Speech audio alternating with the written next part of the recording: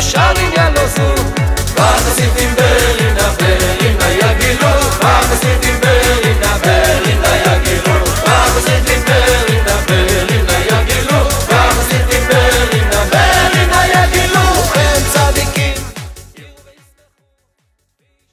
Avant de commencer notre cours Bezrat Hashem ce soir, je voudrais Bezrat Hashem, on dit une dédicace, c'est ça? Et là, ici, on fait un big up. Pas un big up. On fait une dédicace. Malheureusement, vous savez, la semaine dernière, il y a eu beaucoup de malheurs, malheureusement. Et surtout, il y a eu deux enfants qui sont partis de ce monde. Alors, non, je voudrais un hommage. Je voudrais d'abord, eux, c'est sûr qu'ils sont meilleurs que nous dans le ciel, parce que nous, on est encore dans l'histoire. Eux, ils sont déjà après l'histoire. Mais je voudrais, pour les deux frères qui restent encore, qui sont encore hospitalisés, ils sont déjà hospitalisés, donc on va Bezrat Hashem faire ce cours-là pour leur guérison, Bezrat Hashem. Parce que malheureusement, à ce qu'ils ont, il n'y a pas de guérison, malheureusement. Alors on va essayer que ce soir, Bezrat Hashem, tout ce qu'on va étudier, et tous les Hirour Tchouva qu'on aura, et tout ce qu'on aura ce soir, ça sera pour eux, Bezrat Hashem. On va casser la nature. Bezrat Hashem. Que Dieu puisse les remettre sur pied, ces deux enfants Les parents aussi, je crois, non? Les parents, tout le monde, malheureusement, il y a eu beaucoup de mauvaises choses. Et pour toute la famille aussi qui est partie avec l'explosion de gaz qu'il y a eu aussi. Malheureusement, un papa, un maman et une fille, un garçon, avec une femme enceinte, malheureusement. C'est où ça? À Guilo, à Jérusalem. Rissous aussi, c'était Guilo? Non, Rissous c'était à Jérusalem. Je sais plus exactement où c'était, mais c'était à Jérusalem, quoi. C'est-à-dire c'était. C'est incroyable ça. Et. Tu appelles Rissous, les gars étaient dedans. Ouais. Et aussi, il y a eu un grand tzaddik qui est parti de ce monde, Rabbi Yaakov Galinsky. Donc lui aussi, on y pense. Galinsky. Et c'était très connu dans le monde de l'Italie, il était très connu. C'était un très grand parleur, un moussarnik. Il faisait beaucoup de Sifrat Moussar, c'est quelqu'un de très. Alors, malheureusement, ils sont partis, donc nous on pense à eux, parce que nous, le peuple juif, on est tous liés un à l'autre. Quand quelqu'un fait une gaffe, on y plonge tous. Quand quelqu'un fait quelque chose de bien, on y profite tous. Donc comme nous, les juifs, on est tous liés un à l'autre, et qu'on se considère, j'espère, on se considère tous comme des frères, Bezrat Hashem.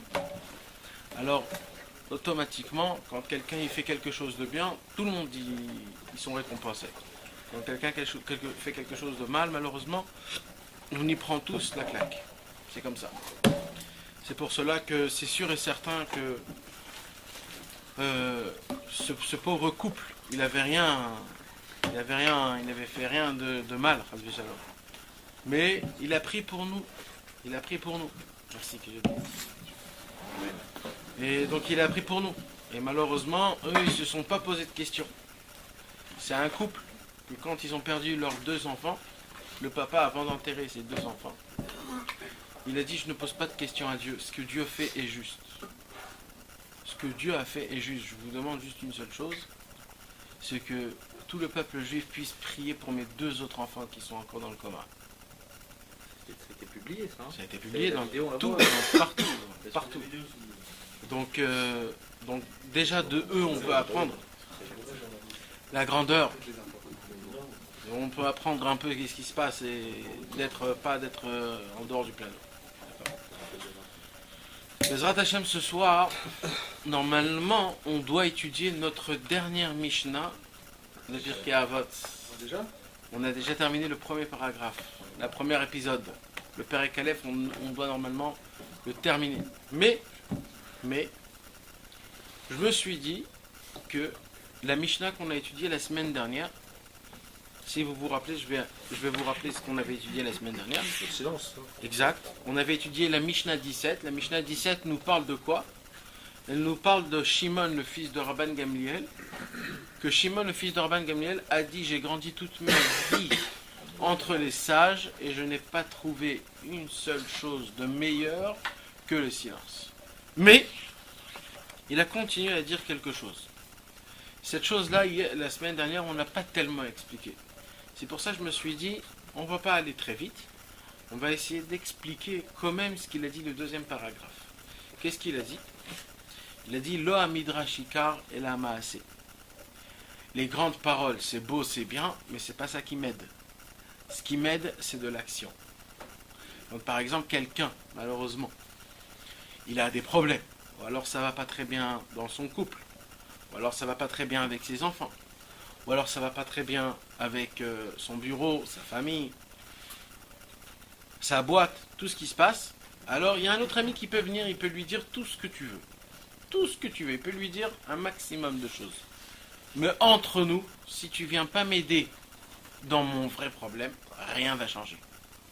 Donc moi ce que j'ai besoin, c'est bien, c'est beau que tu viens, que tu me dis, que tu me consoles, tu me dis t'inquiète pas, ça va aller, tout comme il faut. Tout ça c'est bien, c'est beau, c'est important que les gens, ils doivent faire ça. Mais si tu vas pas m'aider, tarles, ça va pas changer l'histoire.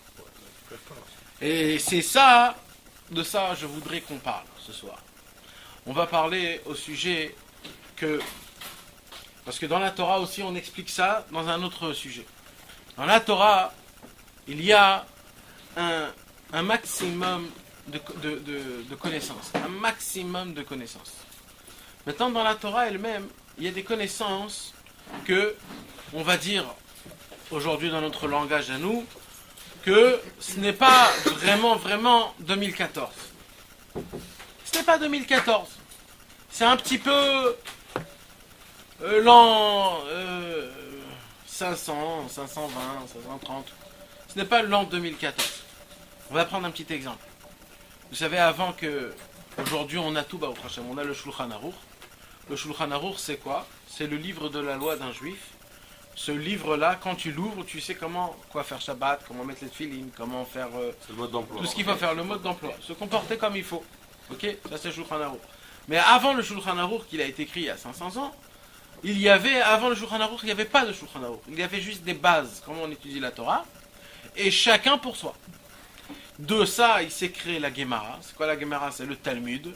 Le Talmud, c'était un maximum de sages qui étaient en train de pourparler dans l'explication de la Torah, qui nous expliquaient comment agir. Mais, c'est pas comme ça qu'on tranche. Chacun, il faisait comme il le comprenait. Aujourd'hui, par exemple, il y a beaucoup de personnes qui étudient le Talmud, la Gemara. Le Talmud, il nous aide à avoir la pensée juive. Comment un juif, il doit penser. Ça, c'est le Talmud. Mais malheureusement, si un homme, demain matin, il doit se réveiller et de se dire comment je me conduis, comment je dois me comporter, c'est pas d'après la Gemara qu'il va voir comment il doit se comporter. Un juif n'a pas le droit d'ouvrir la Gemara, le Talmud, et de se dire je vais me comporter comme c'est écrit. Pourquoi? Parce que la halakha a été tranchée autrement. Donc, la Gemara, c'est quoi en fait? C'est beaucoup de paroles, beaucoup de connaissances, beaucoup de sagesse. À quoi ça sert si on s'en sert jamais? C'est pour avoir la pensée juive, pour savoir comment penser. C'est-à-dire, il y a des façons comment ils ont posé des questions. Ces façons de comment poser des questions, c'est les façons qui sont top niveau. Toi, tu te dis, si je ne me pose pas cette question, c'est que c'est moi le problème. Normalement, je dois vivre la Gemara, donc moi, je dois penser les questions qu'ils vont poser dans 2 secondes. Ils ouvrent toutes les éventualités en fait. Ouais. Avant C'est d'arriver tout à l'esprit. Comment se comporter Avant dans telle d'arriver à- situation d'après la loi? Ouais, vas-y, à voix haute.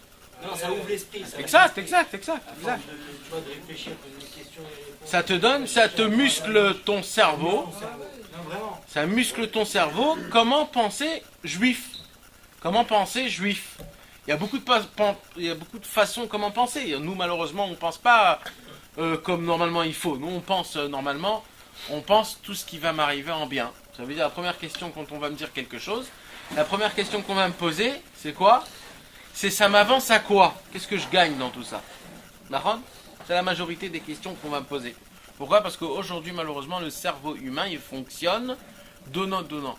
C'est-à-dire, je fais quelque chose, je reçois par rapport à ça. Et ça, c'est pas bien. Ça, c'est contre la Torah. Toi, tu dois faire parce que tu aimes Dieu. Dieu, il fera pour toi parce qu'il t'aime. C'est tout. N'attends personne, n'attends de rien. Donc en fait, la Gemara, en fait, elle fait quoi? Elle te muscle ton cerveau pour savoir penser comment il faut, et bien ainsi de suite. Mais quand on passe à l'action, c'est pas ce livre qu'il faut voir. Quand on passe à l'action, il faut voir le livre où tout a été tranché.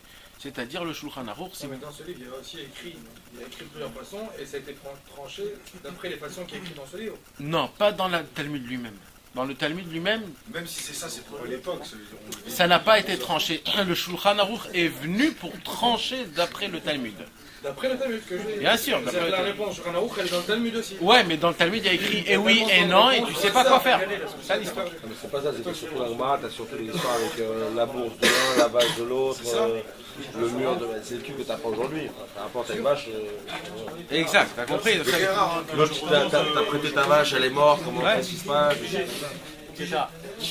Non, par contre, il y a des massacres. Vraiment, massacres de Chine, ça faut qu'on en appelle ça aujourd'hui. Ouais, il y a beaucoup de choses. Masechet Brachot, Masechet Shabbat, il y a beaucoup de bases qui sont très très très importantes pour le. Pratiquement comme ça aussi.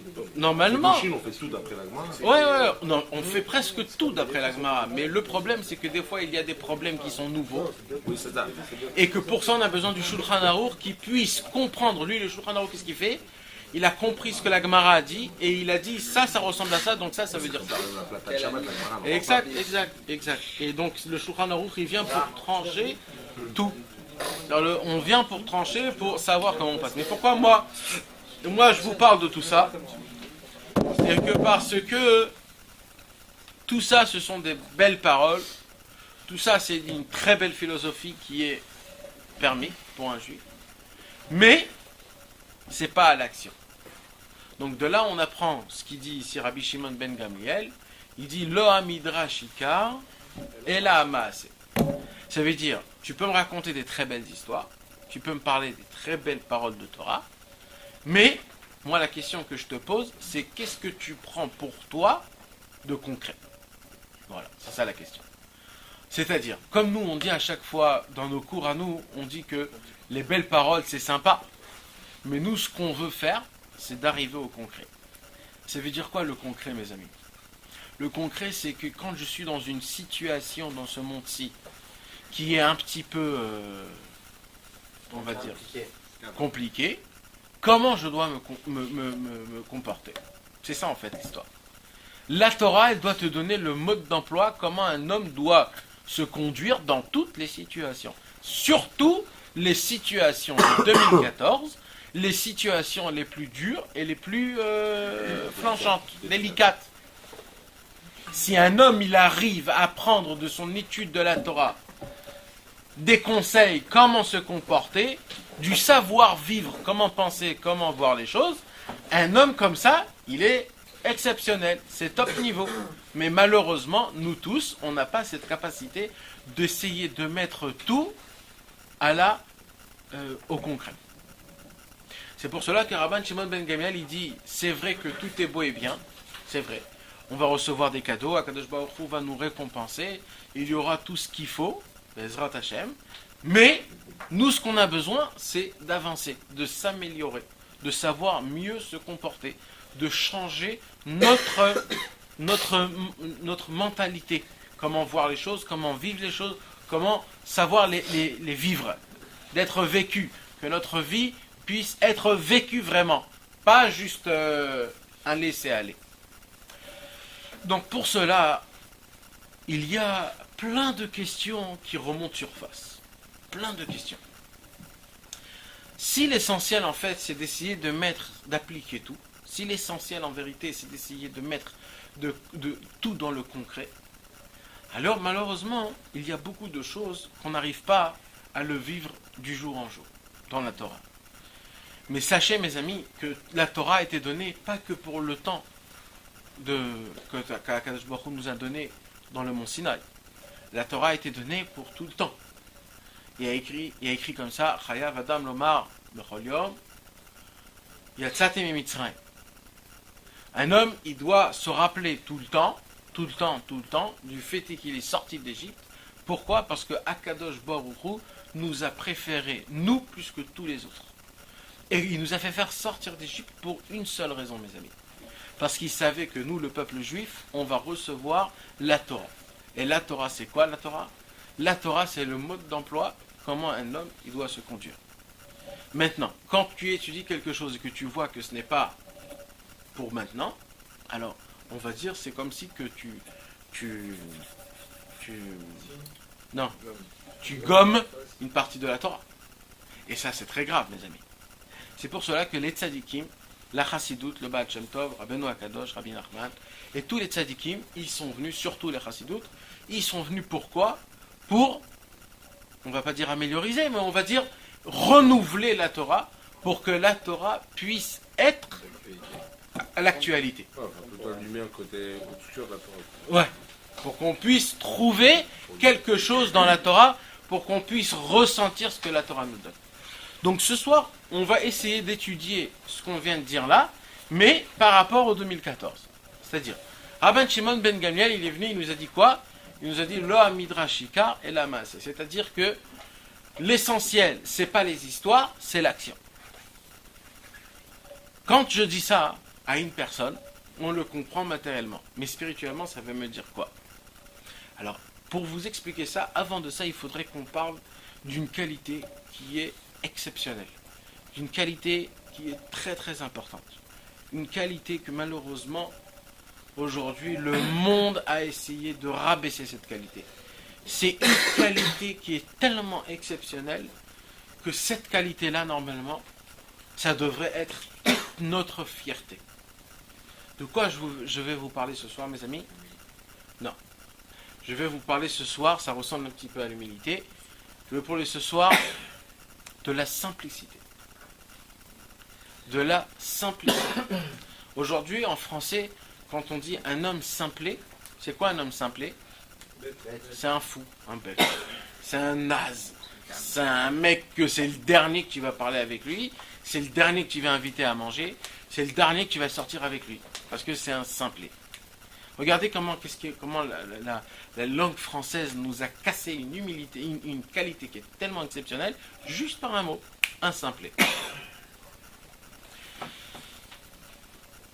Vous savez, quand dans la Torah, on a voulu essayer de faire un exemple, une différence entre Yaakov et Esav, nous aujourd'hui on comprend tous que Esav c'est le méchant et que Yaakov c'est le tzaddik. Ok?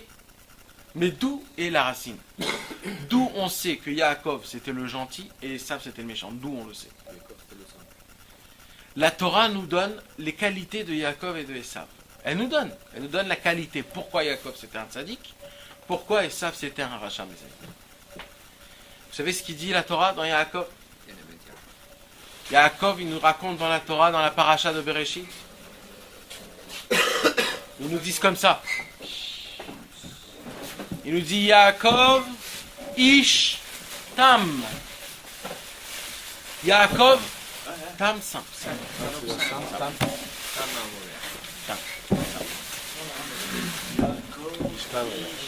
Ish, Tam, Yoshev, Ohalim. Lui, c'était un homme qui vivait dans les tentes. C'était un homme qui était très simple. Que je te bénisse. Yaakov, c'est ça, Yaakov. Il y a des gens aujourd'hui que quand ils veulent définir Yaakov, comment ils définissent Yaakov? Il définit Yaakov que Yaakov c'était un malin. Yaakov c'était quelqu'un qui étudiait toute la journée. Yaakov c'était quelqu'un qui avait des élèves, qui avait plein de choses, ainsi de suite, etc., etc. La Torah, en vérité, nous donne la vraie raison. C'était quoi? La grande qualité de Yaakov, c'était le fait qu'il était simple. Maintenant, avant que je vous explique c'est quoi la simplicité, il faut d'abord que je vous fasse montrer c'est quoi la grandeur de Yaakov. Maintenant, vous savez c'était qui Esav? Qu'est-ce que vous croyez que Esav, c'était un tueur? C'était un violeur? C'était un menteur? Esav, il avait... Oui, on dirait rachat, mais dans la Torah, on voit pas que c'était un... Dans la Torah, on voit rien. On voit rien. Et encore plus. Hein? C'est un homme qui t'a attiré par le monde matériel? Même pas. On raconte même... qui dit que c'est un rachat, ouais. Dans la On Torah... ne dit pas que quand elle était enceinte, il y avait, quand ça appelait la Gdoucha, il y avait Yaakov qui tentait... Ouais, on raconte ça aussi, c'est vrai qu'on raconte ça, d'accord. Mais ça ne veut pas encore me dire rien du tout. Ça, c'est... Non. Yaakov, c'était quoi, mes amis? Pardon, Esav, c'était quoi, mes amis, Esav? Il y a écrit Esav, Ish Yodea Saïd. Un chasseur. Un très grand chasseur. Rashi nous explique, et les explications, les Mefarshim, les grands sages nous expliquent, ça veut dire quoi un grand chasseur? Un chasseur. C'était pas juste quelqu'un qui allait dans la forêt et qui chassait des bêtes ou alors des lapins ou des choses comme ça. Vous savez ce qu'ils nous disaient dans les Chachamim, les sages, qu'est-ce qu'ils nous ont appris sur que le fait est que Esav c'était un chasseur. Il a écrit qu'il faisait tout ce que son père lui demandait, Yitzhak. Il a écrit que Esav, il avait une qualité qui était tellement forte qu'il était encore meilleur que Yitzhak, que Yaakov, dans l'honneur vis-à-vis de ses parents. Ça veut dire que Esav, il faisait Kibud Avaim mieux que Yaakov. Comme ça on dit. Parce que Yaakov, Il faisait que ça, donc c'est ça non, qui restait. non, il faisait mieux que Yaakov, comme ça on raconte. C'est vrai? Ouais. Il donnait le faire cravate, il a vache de l'autre, il a un peu. Ouais. On raconte encore que Esav, c'était quoi, mes amis? Esav, il avait une autre, je vais pas appeler ça une qualité, mais on va dire quand même ce qu'il faisait. C'est que Esav, il faisait beaucoup de khumrot. C'est quoi des khumrot? Des compromis. Des compromis. Des arrangements. Non, c'est des arrangements dans le dur. Ça veut dire quand la halacha, la Torah, elle te dit, par exemple, de mettre les tefilines le matin, lui, il les mettait toute la journée. Ok? Des concessions. Esav, c'était un roi de toutes les compromis. Un roi. Il faisait tout ce qu'on lui demandait, il faisait l'extrême. Jusqu'à où il faisait de l'extrême, mes amis, Rashi nous raconte. Vous savez qu'il y a une halacha qu'il faut faire les trumot et les maasrot. Vous savez ce que c'est les trumot et les maasrot? Trumot et maasrot, mes amis, c'est équivalent dans beaucoup de choses dans la vie d'un homme, mais c'est surtout dans les fruits d'arbres et aussi dans les légumes. Tout ce qui est fruits et légumes, la Torah nous a demandé que quand tu fais ta récolte, tu prends 1/100 de tout et tu le donnes aux pauvres. Bon, aujourd'hui, on les jette. 1/100. Un petit peu, ouais, c'est rien du tout. Et il faut prendre un tout petit peu, une petite. C'est ça la trouma. La trouma, c'est quoi? C'est Dafka, c'est cette paracha à nous qu'on va parler ce soir. On est le paracha de la trouma. Alors lui, non, d'abord ce qu'il y a écrit, qu'il faut faire la trouma que sur les fruits et légumes. Lui, il faisait la trouma sur tout. Il allait chez Yitzhak, son père, il disait, Yitzhak, combien je dois donner de trouma sur le sel? Et son père, comme il était aveugle, il se disait, waouh, mon fils Esav, il fait la trouma même sur le sel. Ça, c'était Esav, mes amis. Vous savez, si aujourd'hui on aurait vu Esav, on serait tous leur élève, son élève à lui. Esav ne croyait pas qu'il avait la gomina et qu'il avait le Lacoste et tout ça, etc. Esav, il avait une barbe et des péotes. Je vous rappelle que Esav, c'est le fils de Yitzhak. Yitzhak, c'est la rigueur, c'est le papa qui était dur. C'est le papa, le plus grand sadique de la génération. C'est-à-dire son fils, il est obligé de sortir comme il faut. Il ne peut pas déjouer. On l'a rendu le méchant. Non, dans la tête, c'est autre Parce chose. qu'en vérité, c'était le méchant. Mais on va parler de ça. Pourquoi c'était méchant? On pouvait étudier avec lui. Mais on aurait étudié l'an bien ou... Non, des gens mal. Ah, Des d'accord. gens mal. C'est ça le problème. C'est que moi, pourquoi je vous dis on serait tous des élèves à lui? Il est fasciné par. Exactement, malheureusement. Ouais, Écoute, parce que on était le tête des sables. ouais. Ils font une parenthèse là. Exact. Ouais. Dire, parce que je fais- Vas-y, dis-le. Non, Vas-y, Dan. non, mais comment c'est pas la tâche. Non, je sais pas. Je vais juste la s'il te plaît. Je connais même pas Le les tête des sables, il y a un rapport, tu dois l'expliquer, je sais pas très bien, mais il y a un rapport qui est resté avec les patriarches et le camp ils l'ont pris. C'est sûr. Sa tête a été. Alors, roulé sa tête. Mais ils ont dit qu'on la terre, on va prendre la tête. Pas pour la tête, la tête a été. C'est quoi ces ridous ça? Mais dis-le pourquoi. C'est quoi ces ridous? C'est un phénomène ce mec. On les arrête pas, mon Dieu. C'est une très belle réflexion parce qu'on parle de ça en vérité. C'est une très belle réflexion. Alors, avant que je te réponde à ça, juste je termine le truc pour que tu puisses comprendre comme il faut. Donc, en vérité, Esav, mes amis, c'était un homme qui avait un Streimel. Un Streimel avec l'habit jaune ou blanc, ou comme vous voulez, l'habit noir. Il avait les bas blancs. Il avait des très grandes, longues péotes. Il avait une longue barbe. C'était un homme comme ça, mes amis. C'était un grand, soi-disant, tzaddik. Un grand chacham, un grand... Quelqu'un qui faisait... Et je vais vous dire encore plus quelque chose. Vous savez, je vais vous raconter un petit midrash. Vous savez que quand Adam Arishon, Adam, quand malheureusement il a fauté dans la faute de l'arbre de la connaissance, qu'il a mangé l'arbre qu'il ne fallait pas manger, et quand Dieu lui a dit, dès maintenant, tu vas manger par la sueur de ton front, Adam Arishon, il a commencé à pleurer. Il a dit, je dis comment? Un homme comme moi, qui est aussi grand, puissant, pur, qui est déconnecté de ce monde, tu me dis de quoi? C'est que maintenant, si je mange, tu veux que je tue des bêtes et que je les mange, mais je ne peux pas faire comme ça. Alors vous savez ce que Dieu lui a donné comme cadeau à Adam Arishon? Dieu a donné à Adam Arishon un cadeau qui est exceptionnel. C'est quoi ce cadeau-là? C'est un manteau spécial. Dans ce manteau-là, il était cousu, dessus c'était cousu toutes les bêtes qu'il y a dans le monde.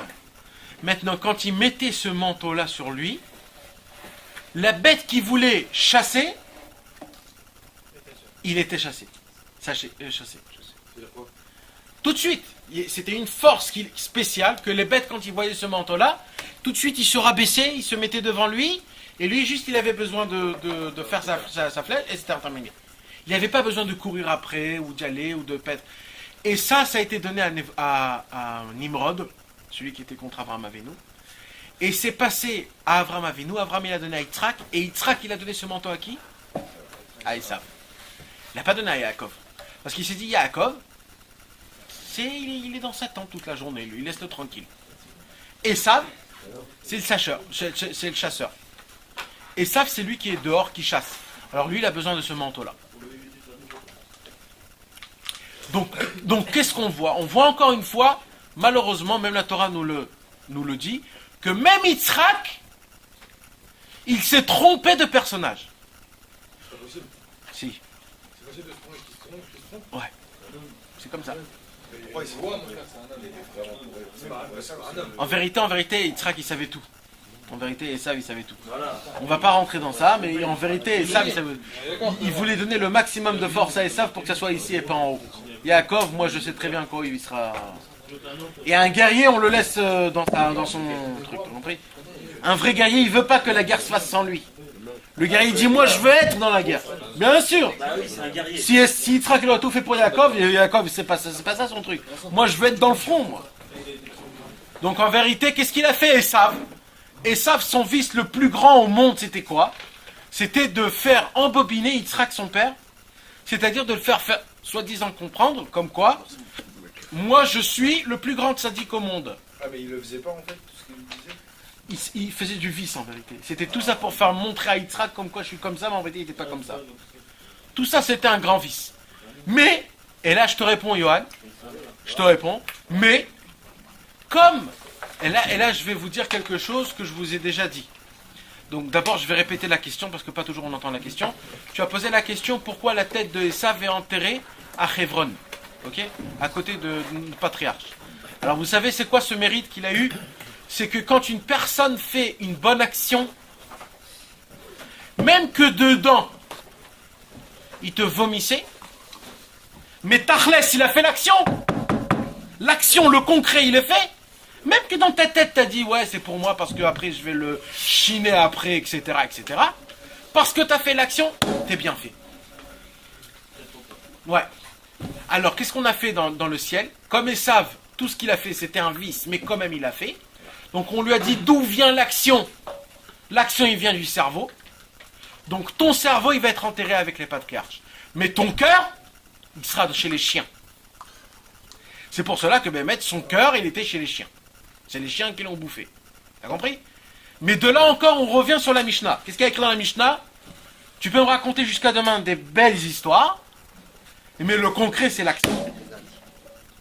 Et c'est ça la grande force. Regarde, on voit jusqu'à Esav, jusqu'à où c'est parti l'histoire. Esav, il a chiné toute sa vie. Mais Esav, sa grandeur, c'est que même qu'il a chiné, son action, c'était son action. Il avait fait l'histoire. Il avait avancé. Il faisait les Trumot ou Masrot. Il honorait son père et sa mère. Il faisait soi-disant tout. Il faisait. Comme cette action a été faite, même qu'elle n'est pas bien, niveau cerveau, t'es tranquille. Mais niveau cœur, tu pues. D'accord? C'est ça la réponse pour laquelle Esav, il a eu le mérite. Sa tête, vous connaissez l'histoire, comment ça s'est passé, que juste sa tête, elle s'est... Quand Yaakov, il est parti de ce monde, pardon, hein? Le petit-fils. Quand Yitzhak, non, quand Yitzhak, il est parti de ce monde, ouais, quand Yitzhak est parti de ce monde, alors il y avait tous les enfants d'Yaakov et les petits-enfants d'Yaakov qui étaient autour, et chacun, il voulait l'enterrer quelque part d'autre. Chacun, il disait, il faut l'enterrer ici, il faut l'enterrer là, peut-être on va l'enterrer avec Rachel, peut-être on va l'enterrer dans la Me'arat Marpella, où il faut l'enterrer, on ne sait pas l'enterrer. Entre toutes ces choses-là, il y avait le fils de Dan. Le fils de Dan, il s'appelait Hushim. Hushim, c'était un homme qu'il était un peu sourd. Le petit-fils, il y a 2 ans. Le petit-fils. C'est le petit-fils de Yaakov, de Yitzhak. Le fils de Dan. Et lui, il n'a pas compris, lui, il n'a pas compris. Il s'est dit, qu'est-ce qui se passe là? Ils sont en train de pourparler, quoi. Lui, il n'a pas compris. Le petit-fils de Dan, il s'est dit, attends. Peut-être, parce que Esav, il était là-bas. Il s'est dit, attends, Esav, il veut prendre le corps de Yitzhak. Alors, quand il a vu ça, il n'a pas compris, lui. Il ne savait pas qu'en fait, il parlait de quelque chose d'autre. Il a pris son épée et il lui a tranché la tête de Esav. Il a dit, moi, je veux pas qu'il y ait de... Yitzhak, on l'enterre avec tout le monde. Et avant, il a envoyé Naphtali en Égypte. Exactement. Pourquoi il a envoyé Naphtali? C'était la gazelle. Naphtali, c'était la gazelle. Il courait, il faisait des marathons comme on n'a jamais vu. Hein? Ouais. Et il y a écrit que la tête de Esav, elle s'est tournée, elle s'est enroulée, jusqu'à côté de la tombe de Yaakov, et c'est comme ça qu'ils ont enterré la tête de Esav à côté de Yaakov. C'est pour cela, mes amis, quand vous venez à Hebron, à votre droite, il y a une grande tombe. Cette tombe-là, il ne faut pas l'embrasser, c'est la tête de Esav. C'est après, quand on arrive dedans, que là, il y a les patriarches. Mais avant l'entrée, il y a la tête de Esav. Ça, c'est juste une petite parenthèse pour vous expliquer l'histoire. Pour revenir sur ce qu'on vient de dire. Moi, ce que je veux vous expliquer, c'est que dans la Torah, l'essentiel séparation, c'est-à-dire la différence qu'on fait entre Yaakov et Esav, c'est que Esav, tout ce qu'on lui disait, il n'essayait pas de comprendre un peu plus, il comprenait ce qu'il comprenait, après ça marchait autre part. Et Esav, c'était quoi? C'est que tout ce qu'on lui apprenait, il essayait de décortiquer, de faire rentrer sa personnalité, d'essayer de se dire, et s'il va se passer comme ça, qu'est-ce qui peut se passer? Et s'il se passe comme ça, qu'est-ce qui peut se passer? Et si moi je rajoute ça, peut-être ça sera mieux. Et si je fais pas comme ça, peut-être c'est plus comme ça. Il faisait rentrer, on appelle ça en hébreu, mes amis, et ça, si vous comprenez ça ce soir, vous êtes déjà à un très haut niveau. Ça s'appelle des chormot. C'est quoi des chormot? C'est pas la chorma. Chorma, c'est la sagesse. La sagesse, c'est important. Mais les chormot, c'est l'intellectualité. Je ne sais pas exactement ce que ça veut dire, les chormot, l'intellectualité. T'es sûr de ça? C'est vrai, c'est faire rentrer sa manière de penser. Tu fais rentrer ta tête dans l'histoire. C'est ça. Ton avis. C'est ça, ton avis. Par exemple, je vais vous donner un petit exemple, ok? Et ça, malheureusement, on en a tous un petit peu. Un exemple, c'est quoi? Aujourd'hui, il y a des halachot dans Shabbat qui s'appellent Ilchot Muktzeh. Vous savez ce que c'est un peu, Ilchot Muktzeh? Ilchot Muktzeh, c'est tout ce qui n'est pas shabbatique. Les chachamim te disent, ne touche pas. Voilà, c'est pas... Par exemple, tu as un téléphone, comme le téléphone, tu en fais rien pour Shabbat, ne le touche pas. Voilà. Maintenant, par exemple... Non, c'est Muktzeh. C'est à 100%. Ah ouais, ils sont. La mâche. C'est de ça que je veux parler. Maintenant, par exemple, il y a plusieurs sortes de Muktzeh. Par exemple, on n'a pas le droit de faire comme ça. Shabbat. Ou de siffler ou de faire des trucs comme ça. Pourquoi? Ou alors de prendre un cachet, par exemple. Pourquoi? Ouais, pourquoi? Non, on va pas rentrer dans ça. Ça dépend des cachets qu'on peut et des cachets qu'on peut pas, ça dépend. Mais un cachet comme ça, stam, Mal de tête. mal de tête. Si le mal de tête, si à cause de ça, Il te gêne, il te gâche ton Shabbat. elle te gâche ton Shabbat, tu peux le prendre. Mais si c'est un mal de tête que tu vois qu'il va commencer un mal de tête, ne prends pas. Attends qu'il vienne le mal de tête. Alors voilà, c'est quoi? C'est après Shabbat. Alors, Rénive. Non, il y en a qui ont C'est des vitamines, il y en a qui ont des- C'est pour ça que une question, ça, la synagogue, ils savent, sur le débat, machin. non, ça on a le droit. Dans une choule, on a le droit. Dans une choule pour une simcha, on a le droit. Mais si on revient à la maison, par exemple, vendredi soir, on continue une activité de Shabbat. Si t'es Simcha, il n'y a pas de problème. En vérité, il n'y a pas de problème. Dans ce Inyan-là, il n'y a pas de problème. Et si vous voulez des livres, après le cours, je vous donne les citations de tous les livres qui permettent. Qui permettent de frapper des mains et de... Ça, c'est chouette, ça. Il y a des Sfaradim qui vont te dire, d'après la Chassidoute, il n'y a pas de problème dans ça. C'est la Chassidoute qui te permet. Déjà, je vous dis. C'est-à-dire, s'il y a des gens qui viennent qui disent non, on n'a pas le droit, ils ont raison. Parce que les Sfaradim, ils ne permettent pas. Mais la Chassidoute, elle permet. Et je peux te donner tous les livres qui te permettent, il n'y a pas de problème. À ce niveau-là, on peut. Je parle encore une fois, quand on est Bessimcha Behemet et qu'on veut vraiment, bien sûr. Si c'est vraiment pour ça. Mais si maintenant tu vas commencer à te chanter une chanson d'une je sais pas quoi, ouais, c'est pas. Tu t'énerves à la maison, tu fais. Ouais. C'est pas possible. Ouais, c'est pas ça. Ça, on parle pas. On parle d'une vraie joie, etc., etc. Ça, c'est sûr et certain. Ok. Donc maintenant, moi, qu'est-ce qu'on avait dit? On avait dit le cachet. Pourquoi on n'a pas à prendre un cachet, par exemple?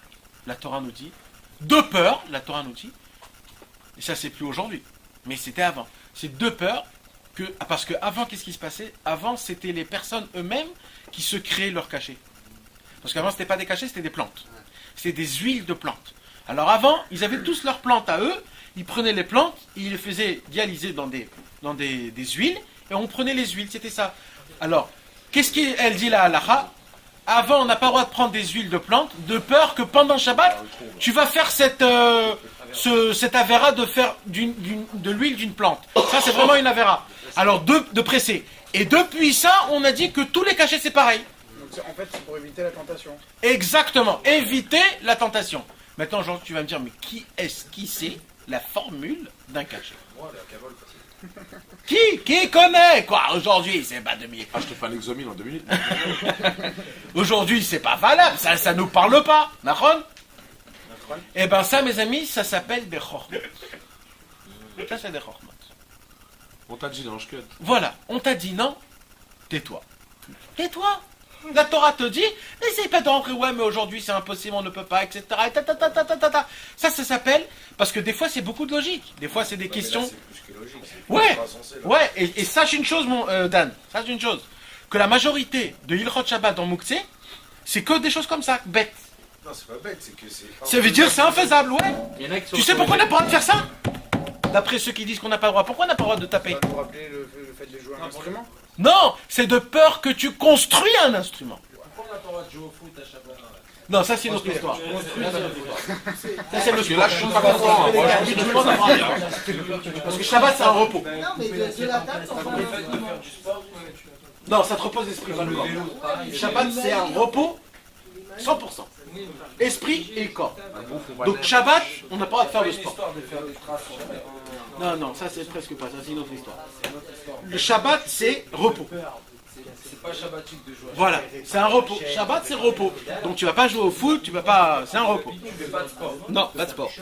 On n'a pas, c'est pour ça qu'on n'a pas le droit de courir Shabbat. C'est ça. Tu en retard à la Sina? Ouais.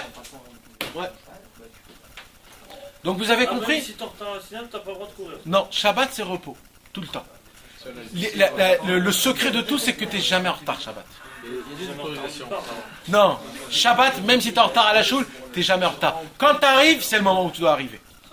C'est ça Shabbat. Shabbat c'est, tu es toujours tout bien, tu es tout propre, tu es tout beau et tu sens très bon. Vous aussi ou pas? Pour tout. Quand j'arrive, vous avez- Non, Shabbat. On va autoriser le patch. Le badge. Ah, ok. Ouais, ça, ok. Ça, y a pas de... Je le vole, je viens pas. Bon, c'est là. On a le droit de faire du cheval Shabbat. Non. Pourquoi? Je sais très bien quand j'ai pris, mais. C'est pas lui qui se fatigue, c'est le cheval. Même du vélo, c'est pareil. Non. C'est à cause des traces. sur Non, le le sol. vélo, c'est si il se casse, t'as pas le droit de le réparer. Si on sait qu'on ne réparera pas. Ça n'a rien à voir les traces qu'on peut faire sur Non. le sol. Non. C'est quoi ces questions là? C'est quoi ces questions?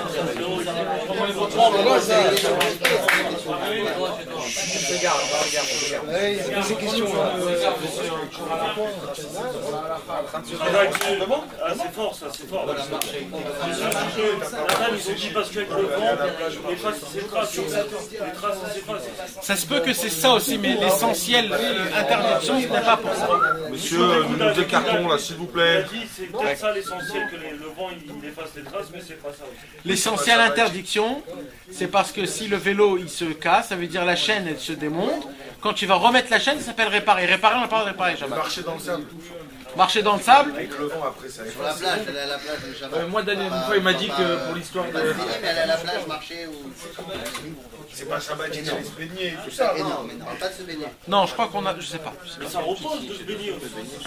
Non, on n'a pas le droit de se baigner pour une autre histoire. Ça, c'est ça. C'est parce que c'est srita. Srita, ça veut dire de. Comment on dit srita? Essorer. On n'a pas le droit d'essorer les cheveux, éponger. On peut revenir dans notre. Et le citron, par exemple. Le citron sur quelque chose de dur, c'est moutard. Sur quelque chose de pas dur, c'est assaut. Les gens religieux, ils préparent Et la dame la veille. Sur la dame croûte, c'est quelque chose de dur, tu peux. Mais de te faire un jus de citron, t'as pas le droit. De presser un citron sur une salade, il n'y a pas de problème. Ouais, sur le poisson. Genre, je mets ma sauce dans mon verre et je veux rajouter du citron léger, j'ai pas le droit. Non, tu mets du sucre dans ton verre et tu presses le citron sur le sucre. Obligé toujours sur quelque chose. Ça, c'est pour les personnes. C'est toi la voix. Ce soir, c'est toi la voix.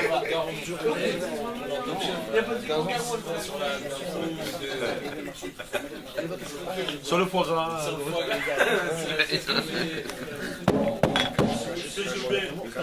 On se connecte. Connexion. Réponds plus à Tan, le silence. Ok. On peut continuer, mes amis? Alors on y va, monsieur. On va nous donner la recette de tarte aux pommes, on y va.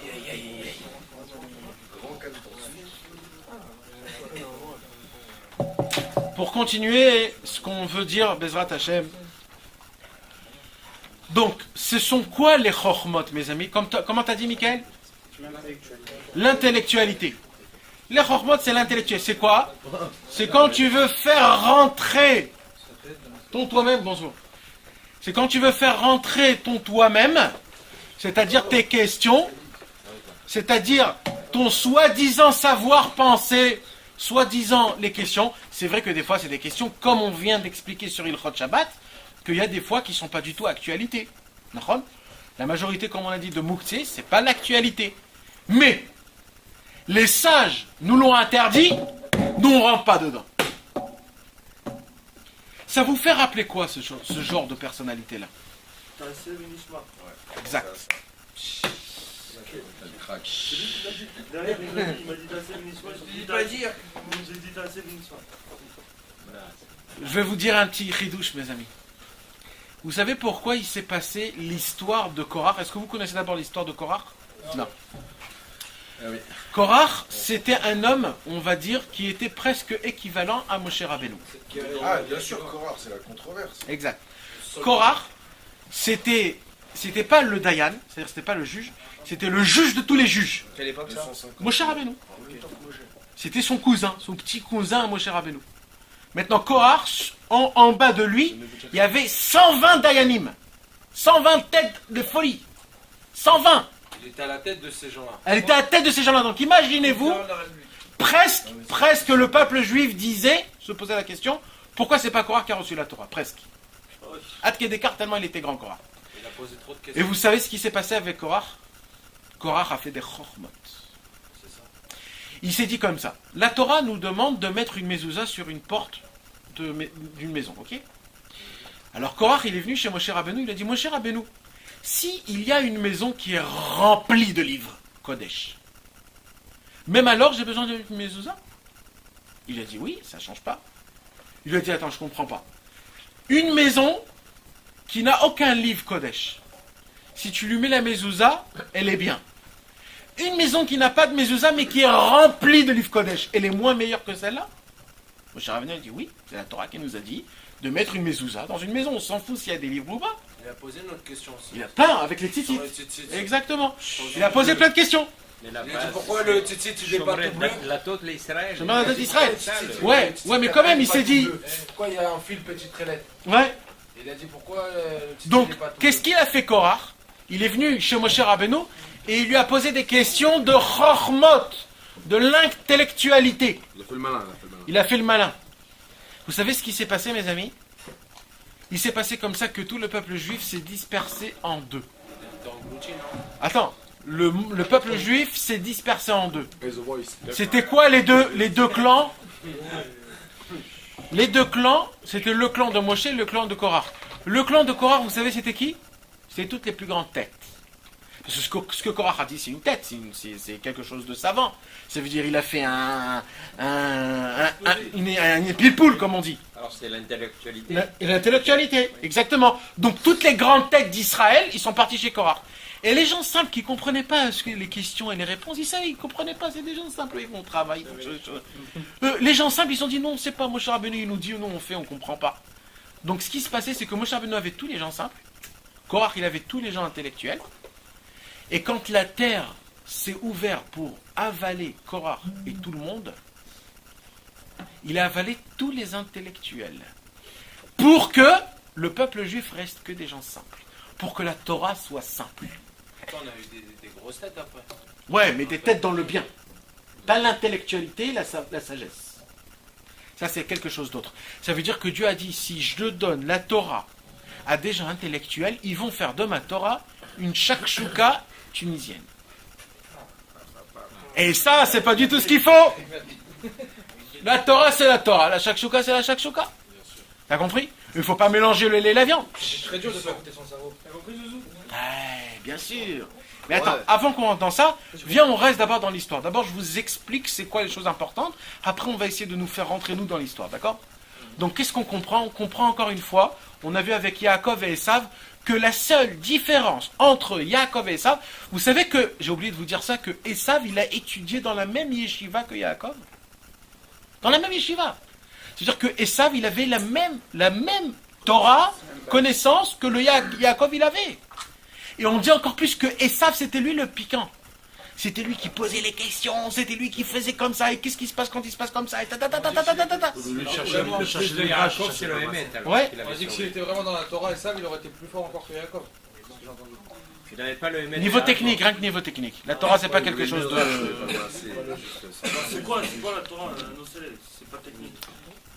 La Torah, c'est tout ce que tu mets en pratiquant. On pratique tout ce que tu mets en concret. Tu sais c'est quoi la Torah? La Torah, c'est quand tu vas sortir de ce bureau-là, Bezrat Hashem, dans ta tête, il va se passer qu'est-ce que je fais maintenant de plus? Alors, si tu fais quelque chose de plus, c'est que tout ce qu'on a étudié, c'est concret. Si tu sors de ce bureau et tu te dis pas ça, c'est que malheureusement, je vous ai mal interprété la Torah. Il y a trop de cours, faire plus de cours. Et c'est aussi à cause de moi. C'est que moi, j'ai pas réussi à vous faire concrétiser la Torah. Parce que l'essentiel de tout, l'essentiel... Simplicité. Et voilà. Alors, mes amis, venez juste, on se un petit peu, parce que c'est dommage, parce que... C'est la simplicité. Exact. Mais, pour vous expliquer tout comment ça marche. Donc, la Torah nous explique qu'en vérité, la seule différence entre Yaakov et Esav, c'était quoi? C'est que Yaakov, c'était un homme simple. Ça veut dire quoi, simple? Ça veut dire qu'il étudie la Torah, il fait le maximum pour la comprendre. Après qu'il a compris, il ne cherche plus à comprendre. Maintenant, qu'est-ce qu'il cherche? À accomplir. C'est ça la beauté. Il perd moins de temps en plus. Ça veut dire, au moment où tu as compris la Torah à 100%, arrête ta pensée. Maintenant, ce qu'il faut faire, cherche des consignes, comment appliquer ce que tu as étudié. Ça, c'était Yaakov. Yaakov, lui, il supportait pas tout ce qui est grand parleur. Même dans la Torah, mes amis. Même dans la Torah. Tout ce qui était les grands parleurs, les grands... Surtout la Torah. Lui, ce qu'il faisait, c'est au moment où il a bien compris ce que la Torah veut dire. Maintenant que j'ai bien compris, je veux savoir appliquer. Vous savez, le Baal Shem Tov, il avait une fille qui s'appelait Odel. La grand-mère de Rabbi Nachman. La fille du Baal Shem Tov qui s'appelait Odel. Tous les chassidim l'appelaient la prophète. C'est qui dans le bateau? Ouais, exact. Odel, c'était une tzadika, mais vraiment tzadika. Vraiment, on raconte sur elle. Les gens, ils venaient, c'était exceptionnel, vraiment exceptionnel. Elle avait le Roi HaKodesh. Ouais, prophète, c'était une prophète. Et elle savait, prophétesse, même ses frères à elle, qui étaient des érudits dans la Torah, Rabbi Baruch de Mejibouj et Rabbi... Même eux, ils venaient poser des questions à elle.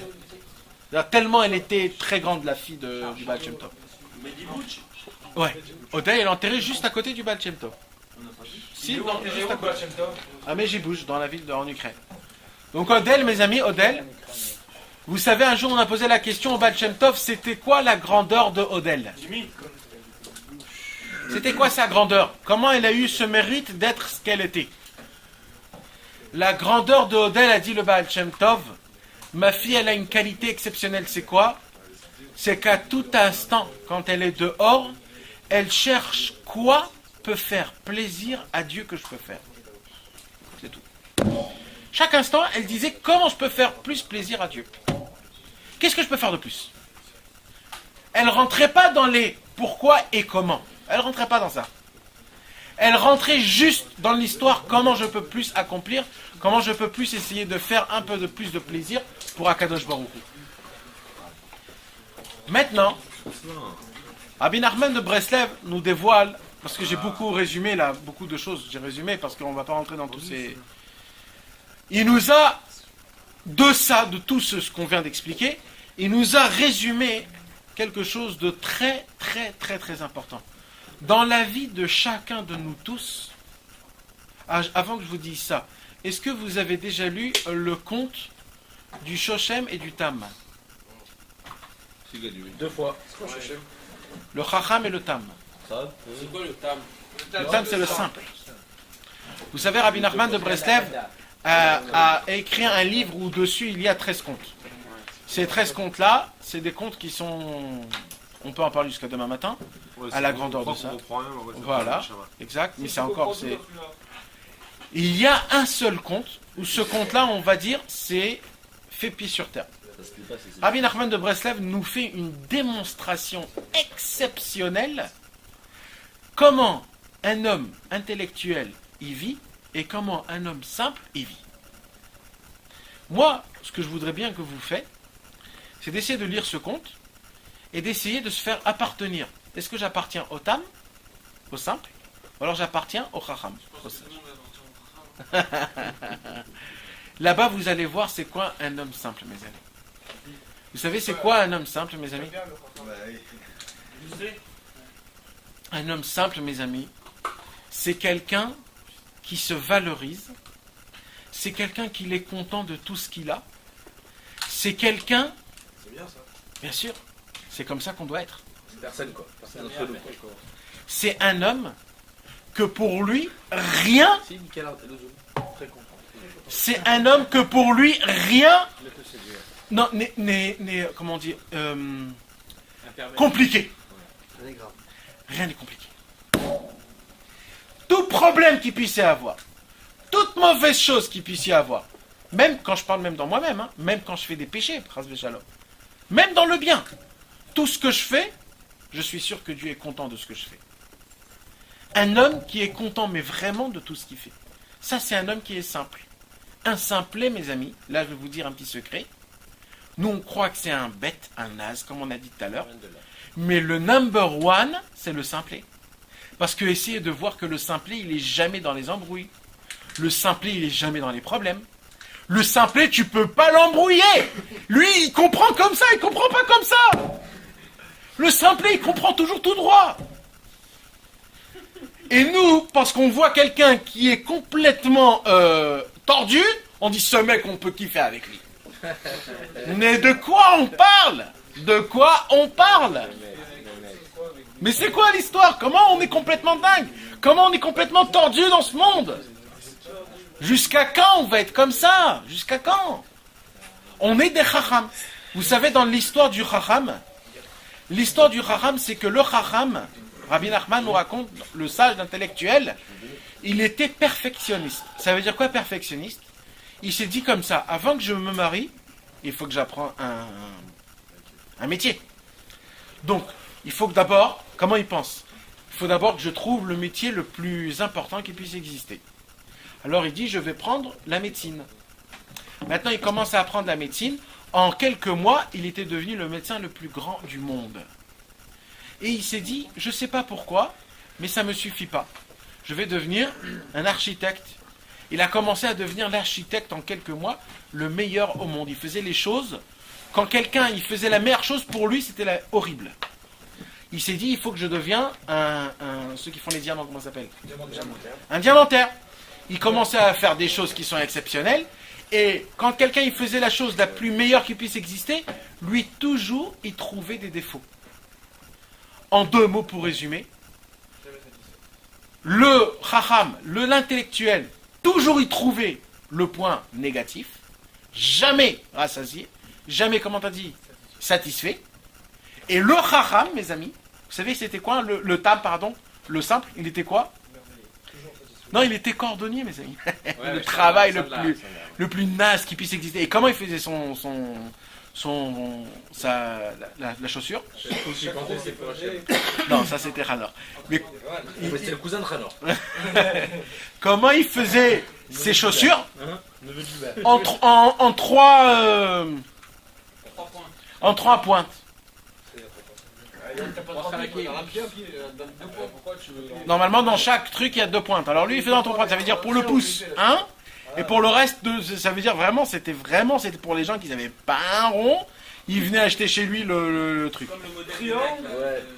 Maintenant, sa femme, il lui venait et lui disait, mais dis-moi mon mari, mais c'est quoi ces chaussures que tu fais? Fais les chaussures comme tout le monde. Et lui dit des choses qui étaient logiques. Fais des chaussures comme tout le monde. Vous savez, c'était quoi sa réponse, mes amis? Et ça, c'est quelque chose qu'il faut vivre toute sa vie avec ça. Je vais vous le dire en hébreu, après je vais vous le dire en français. Il lui a dit comme ça. Zema shelo, vezema sheli. Veod malanu ledaber me'acherim. Il a dit, ça c'est ce qui fait lui, et ça c'est ce qui fait moi. Qu'est-ce que je dois voir les autres? Qu'est-ce que je dois voir les autres? Si je vends mes chaussures à moi, qu'est-ce que je m'en fous des autres? Vous savez, c'est quoi la majorité? Oh, Rabbi Avner! Avner! Avenir, c'est bon, toi. C'est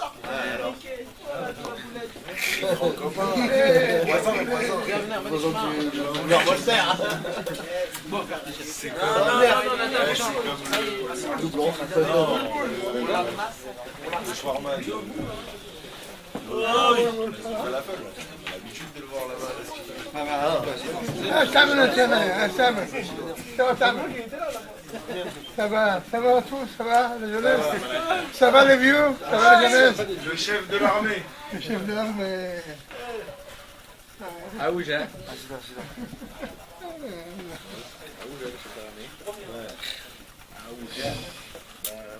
Donc mes amis, en vérité, qu'est-ce qu'il a dit?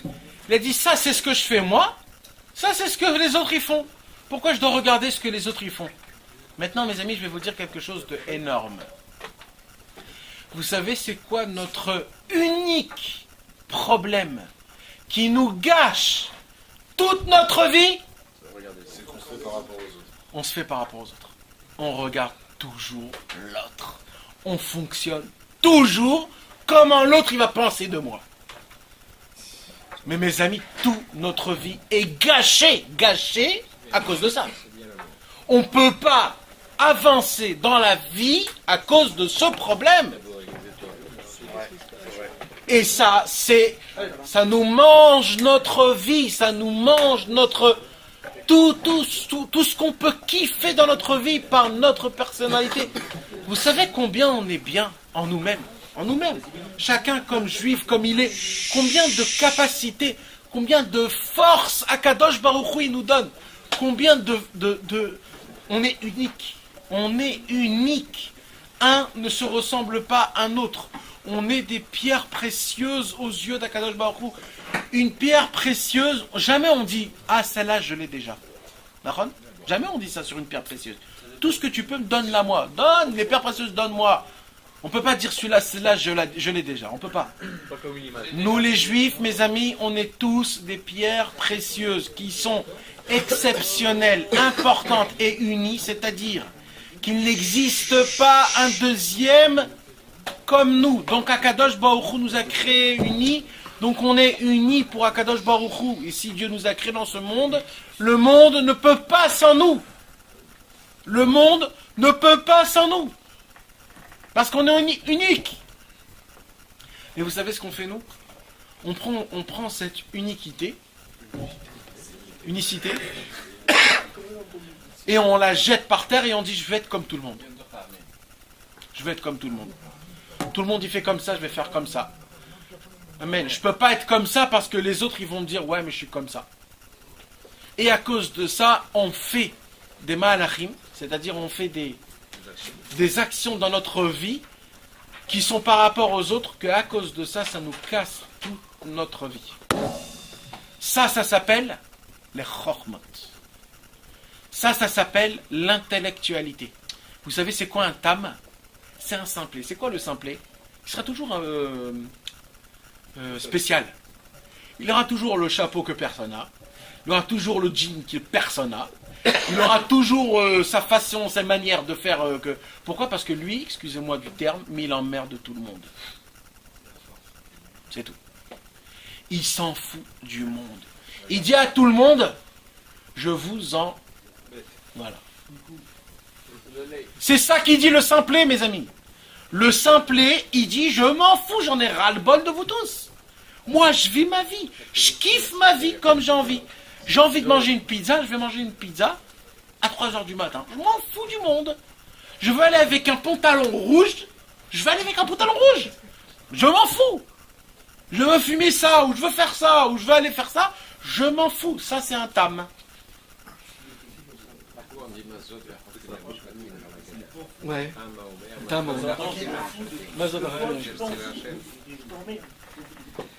Est-ce que vous comprenez, mes amis ? Akadosh Baruch Hu nous a donné la Torah et il a fait faire Kaviachol, on va dire Kaviachol, c'est-à-dire si on peut le dire, il a emmené lui-même la marloquette de Korach. Pourquoi ? Pour déterminer tous les intellectuels. Akadosh Baruch Hu dit les intellectuels, j'en veux pas. Il faisait de la gava. J'en veux pas. Je les supporte pas.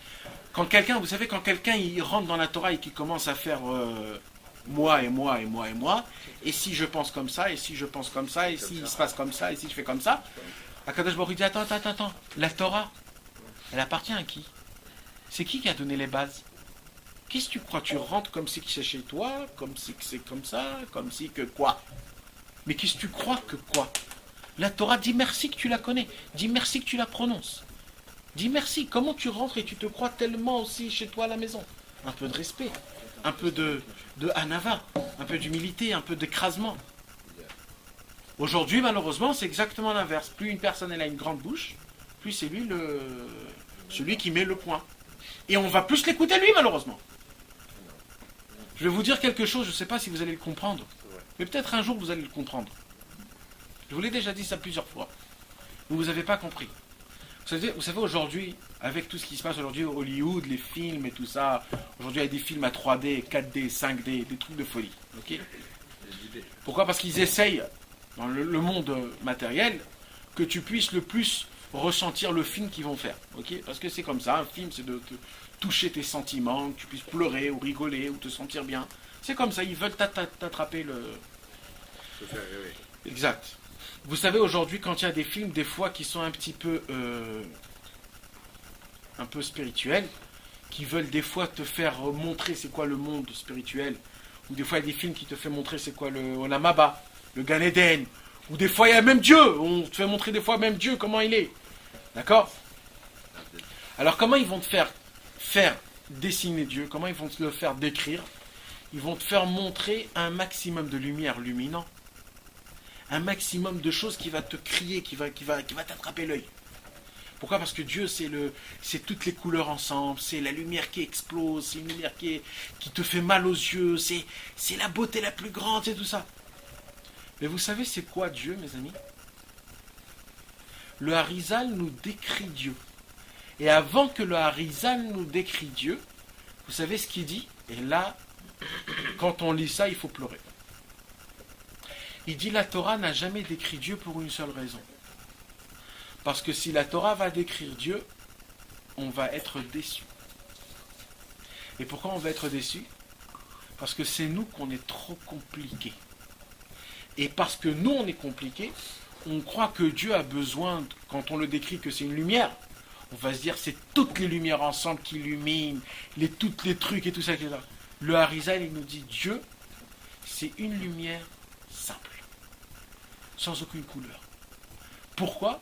Parce que Dieu est simple. Dieu, le créateur de l'univers, du monde en entier, de tous les grains de sable qu'il y a dans le monde. Dieu n'a pas dit au sable que le sable fut et le sable fut. Dieu a créé chaque grain de sable. Comme ça c'est écrit. Dieu n'a pas dit à tous les arbres que les arbres fuient et les arbres fuient. Dieu a créé chaque arbre par sa main. Chaque grain de sable, Dieu les a créés. Et bien ce Dieu-là, qu'il a créé des planètes et des planètes, que sur chaque planète, vous savez combien de grains de sable il y a? Des milliards et des milliards qu'on ne peut même pas dire.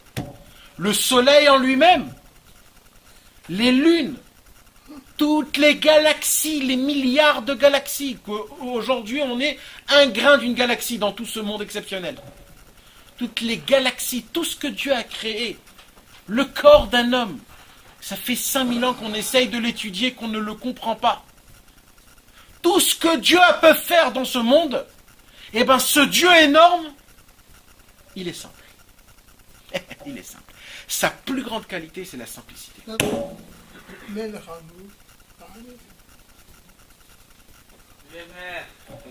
C'est la simplicité. Il y a écrit comme ça. Akadosh Baruch Hu, avant, il était Or Echad Pashut. Une seule lumière simple. Vous savez, nous, on croit que le Mashiach, il va venir sur une super belle Cadillac, avec des Winston, et avec un super... Winston, et avec un super beau croisé. Et il va avoir la super belle Breitling, et etc., etc. D'accord? On croit un peu comme ça. Entre nous, quand on voit un rave qui est super bien sapé, ça nous fait un peu plus de Rochelle. Comment on dit? Comment dire Rochelle? De l'influence. Quand tu vois quelqu'un, quand tu vois un rave avec autour de l'attirance, autour de lui 100 personnes, tu te dis celui-là, c'est sûr. D'accord? Maintenant, si tu vois quelqu'un qui est avec des clochards et tout ça, tu vas dire celui-là, c'est pas pour moi. Mais le Mashiach, il va venir sur quoi, mon ami? Sur un âne. Un âne blanc. Le Mashiach, mes amis, vous savez comment il va être? Il va avoir des habits complètement déchirés. Il va avoir une petite casquette comme ça, sympa. Vous savez, comme les casquettes françaises, là. Petite casquette, sympa. Il aura une petite... tout simple. Il aura une montre Casio... C'est un personnage médiatique. Oui, ça c'est sûr. C'est sûr, mais je veux dire, extérieurement, ça sera un homme. Vous savez ce qu'il y a écrit? Il y a écrit que quand on va voir le Mashiach, on va se dire, c'est lui! C'est lui, celui-là qu'on a attendu 2000 ans, c'est lui! On va être étonné. Pourquoi? Parce qu'il sera simple. Ça sera un homme simple. Le Mashiach, c'est le genre de gens qui va dire, qu'est-ce que tu fais ce soir? On va prendre un petit coca, un petit truc. Ça va pas être le genre de mec, attendez, il y a des heures, on peut recevoir, là on peut plus recevoir. C'est pas ça du tout le genre de mec. Le Mashiach, tu tapes à sa porte à 3h du matin, il va dire, mon frère, je t'ai attendu 2000 ans que tu viennes chez moi. T'es le meilleur venu au monde. C'est ça le Mashiach. Le Mashiach, c'est une beauté, c'est une grandeur qui n'est inexplicable. Mais c'était une simplicité, mes amis. C'est une simplicité. On a un petit problème, vous savez c'est quoi le petit problème? C'est qu'on adore les complications. Je vous l'ai déjà dit ça plusieurs fois. On adore que tout soit compliqué. Un film, plus il est compliqué, plus on le kiffe. Quand un film il n'est pas compliqué, on se dit bon c'est bon, ça va, combien de temps, ça y est, c'est bon. Comment on fait alors pour être simple? Exact. Des fois on dit que si on n'est pas comme ça, il peut y avoir des complications. Alors voilà. Maintenant, parce qu'on peut encore en parler des heures et des heures C'est dur. sur la... Non, Chazvé Shalom. Alors, Non, mais simple. je comprends ce que tu me dis, dans je le comprends, business, je simple comprends, dans- je comprends. Tu peux pas. Je comprends. Alors je vais te dire un petit secret. Alors, je vais te dire vraiment quelque chose qu'il faut savoir une chose. En vérité. En vérité, un homme, d'abord, il faut savoir ce que c'est normalement la simplicité. C'est comme je vous l'ai dit tout à l'heure. La simplicité, c'est d'abord de ne pas vivre en fonction de l'autre. C'est-à-dire, vis ta vie comme tu crois qu'elle est. Vraiment. Aujourd'hui, tu as envie de mettre un pull rose. En fous-toi du monde. Tu la mets. Tu mets ton pull rose. Tu vois, regarde Nathan, Mais tu c'est le vois. fait d'être ridicule aussi. Qu'il n'est pas encore Il y a le fait d'être ridicule. Mais c'est quoi la ridiculité? C'est C'est par rapport au monde. Non, mais c'est par rapport au monde, encore une fois. Mais si tu as envie de le mettre. Ça veut dire il regarde. D'accord, mais c'est le fait d'être c'est le ridicule de la vie. Il faut pas faire comme ça. Alors, je vais te dire, c'est quoi la racine de la ridiculité, ok? Un vrai ami à toi. Un vrai ami. Quand tu mets un pull rose. Il va me dire, mes frères, c'est pas. C'est quoi ça? Tu peux pas sortir comme ça. Tu peux pas sortir. Il va me dire, tu peux pas sortir comme ça. Il va me le dire. Non, mais en vérité, un vrai. Il va rien te dire, il va te dire, mon frère, tu kiffes ce truc, je le kiffe avec toi. Je retrouve pas un ici qui va. Ah, malheureusement! Alors ça, c'est une autre histoire, mais en vérité. C'est bien comme ça, attends, juste je te prends photo. C'est bon, continue de kiffer. Celui qui lui dit, ah, t'es trop beau, vous avez 160 dans tout le monde. On va t'en aller, Tu me le fais bon. Prends le frais. D'accord. Mes amis, d'abord la simplicité, je sais, Bémet, c'est pas quelque chose qu'on peut être comme ça tout le temps. Tu vois. La simplicité, c'est une vie en entière. Vous savez, je vais vous raconter une... Tu te fais bouffer dans ce monde. Mais il faut que tu saches quelque chose, Michael. Mais Dieu te protège quand t'as ça. Je te promets, ça je te garantis. Un homme qui se dit maintenant je suis simple, ça se peut qu'il va galérer. Ça se peut. Mais je te promets que comme on dit en français, rigole celui qui rigolera le dernier. Je te promets que ça sera toi qui vas rigoler le dernier. À la finalité. Ouais, je te promets. Tu sais pourquoi? Parce que toi, tu vas faire tout ce que tu voudras faire. Et lui, il va faire tout ce que eux, ils voudront faire. Donc à 70 ans, c'est toi qui vas rigoler mieux que tous. C'est vrai que tu vas un petit peu... les gens, ils vont un peu te charrier, ou alors les gens, ils vont... Mais à la fin du compte, ça va être toi qui vas rester. Mais c'est dur de dire à 70 ans je vais kiffer. Non, mais en vérité... On le voit déjà. Non, moi je te dis ça pour te contenter. Mais c'est en vérité un homme comme ça, il sent qu'il fait ce qu'il veut faire. Donc en vérité, ça se peut qu'il reçoive quelques chariades, mais en vérité, il est content en soi-même parce qu'il fait ce qu'il veut. En vérité, il fait ce qu'il veut. Il fonctionne pas par rapport aux autres. Celui qui aura voulu les chariades parce qu'il aura fait ce qu'il veut, alors il savait déjà que les autres Non, pas tout le temps. Des fois, ça fait mal. Les chariades, des fois, ça fait mal. T'as tes amis. Si t'es simple, ouais, mais ça prend du temps quand tu deviens Je simple. veux dire, le tam, il s'en fout déjà, le tam. Ouais, quand il est tam.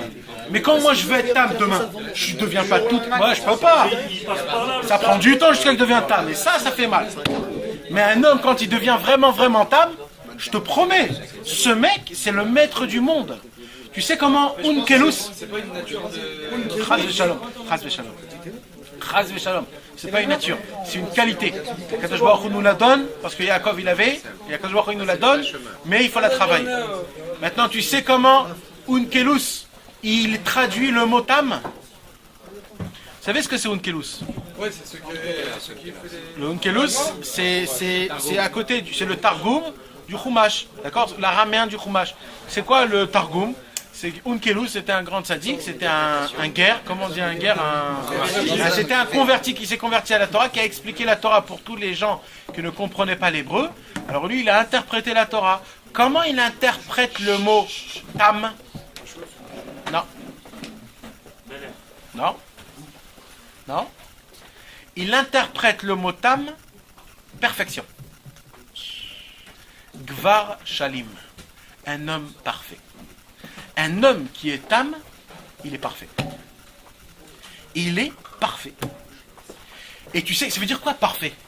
Ça veut dire pas que tout ce qu'il fait, c'est parfait.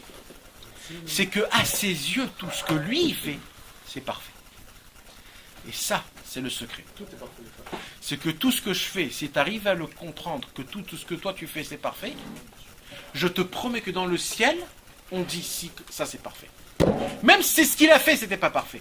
Même si ce mec se plante, parce que cet homme-là, il a fait les choses avec simplicité, c'est reçu. Combien d'histoires on raconte? Est-ce que ça va pas avec le tamim aussi?